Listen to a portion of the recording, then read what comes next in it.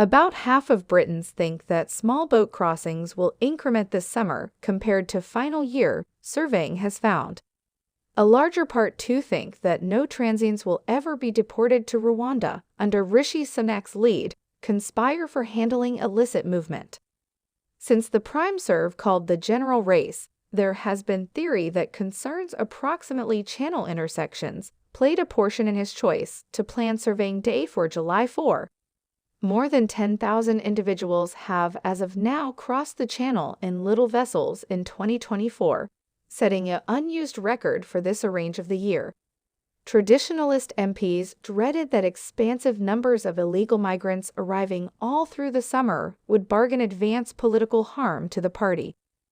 The survey of 2,239 UK grown-ups by Savanta between May 24 and 26 found that the open by and large think that intersections are likely to rise over the following few months. Inquired what they thought will happen to small boat intersections compared to final summer, 45% thought they will increment, with fair 14% saying they will diminish. A third, 32%, said they would remain the same.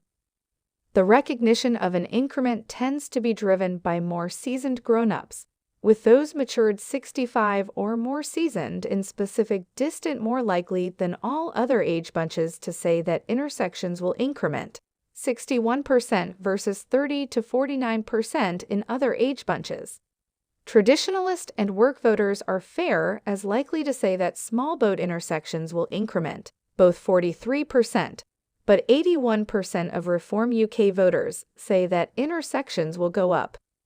When the prime serve called the decision, a few commentators moreover thought the choice reflected a need of certainty within the capacity of his Rwanda scheme to provide a huge number of expulsions between presently and the harvest time, when most MPs initially thought the decision would happen. Mrs. Sunak had focused on the primary flights taking off in early July, but since reporting the race he has said that they will not start sometime recently surveying day. Sir Keir Starmer has vowed to scrap the plot, in spite of the government investing £240 million on the activity to date. 52% of the Open don't think that vagrants will inevitably be extradited to Rwanda, compared to 32% that do. The survey appears that Tory voters are altogether more sure that the plot will in the long run get off the ground. Whereas 37% of traditionalist voters don't think that vagrants will be extradited to Rwanda, 51% do. Typically distant more than any other party's supporters, with as it were 28% of work voters, 36% of generous Democrat voters, and 21% of Change voters considering transients will be moved to the African nation. Chris Hopkins, the political inquirer about executive at Savanta, said, Sunak's appointive technique, so distant, has showed up decisively pointed at getting those more seasoned conservative reform switchers back into the fold. That gets to be progressively troublesome in the event that those voters are reminded of the government's servile disappointment to convey on ceasing the watercrafts. Despite the Rwanda charge passing and the government's much-heralded Albanian understanding, as it were 1 in 7 voters accept the intersections will diminish this summer. Reform UK voters in specific think crossings will increment, and as it were 1 in 5 accept transients will ever be ousted to Rwanda, the most reduced of any party. If little watercrafts ended up a huge race issue, it's likely to seriously hurt the traditionalist party. Partition surveying from Opinium for the Traditionalist Environment Arrange and Renewable UK, in the meantime, has found that net zero policies have wide back among Change and preservationist voters. Change has promised to scrap net zero, counting any endowments for renewables, and bring back fracking.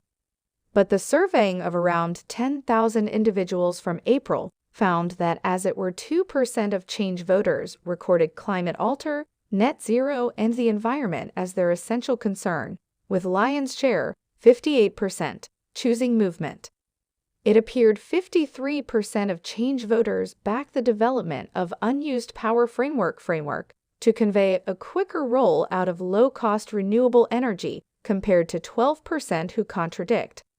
About 70% said inland wind ought to be subject to the same arranging rules as other foundation, a comparable figure to that among preservationist voters.